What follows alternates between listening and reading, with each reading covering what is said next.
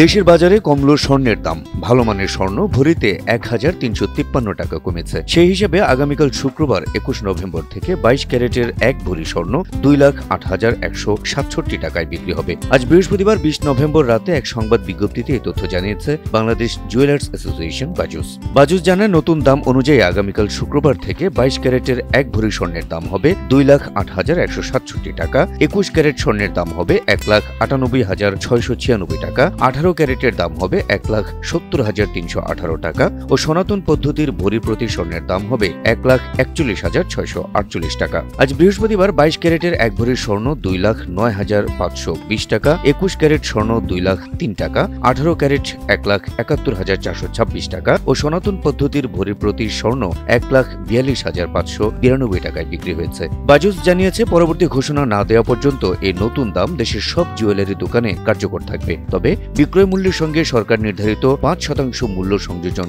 কর ও বাজুস নির্ধারিত ন্যূনতম ৬% মজুরি যোগ হবে। গয়নার ডিজাইন ও মানভেদে মজুরির পরিমাণে পরিবর্তন হতে পারে বলে জানিয়েছে সংগঠনটি।